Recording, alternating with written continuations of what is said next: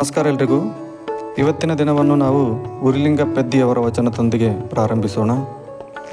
ದಿಟ ಈ ಬಂದುತ್ತೆ ಸಾವು ಎನಗಿಂತೆನಯ್ಯ, ಸ್ಥಿರಾಯುಗಳಿನಿಪ ದೇವಜಾತಿಗಳೆಲ್ಲ ಸತ್ತುದ ಕೇಳುತ್ತಿದ್ದೇನೆ, ಮತ್ತೆಯೂ ಅರಿದು ಅಧರ್ಮವನೇ ಮಾಡುವೆನು, ಧರ್ಮವ ಮಾಡೆನು ದುಷ್ಕರ್ಮಿ ನಾನು ಎನಗೆಂತೆನಯ್ಯ, ಸುಧರ್ಮಿ ನೀನು ಭಕ್ತಿ ಜ್ಞಾನ ವೈರಾಗ್ಯವ ಬೇಗ ಇತ್ತು ಸಲಹೆಯ ಉರಿಲಿಂಗಪೆದ್ದಿ ಪ್ರಿಯ ವಿಶ್ವೇಶ್ವರ. ಅಮರರೆನಿಸಿಕೊಂಡ ದೇವರುಗಳು ಸಹ ಮರಣ ಹೊಂದಿರುವುದನ್ನು ಪ್ರಸ್ತಾಪಿಸಿ ಆ ಮೂಲಕ ಸಾವು ಯಾರನ್ನೂ ಬಿಟ್ಟಿಲ್ಲ ಎಂಬುದನ್ನು ಈ ವಚನದಲ್ಲಿ ಖಚಿತಪಡಿಸುತ್ತಾನೆ ಉರಿಲಿಂಗಪೆದ್ದಿ.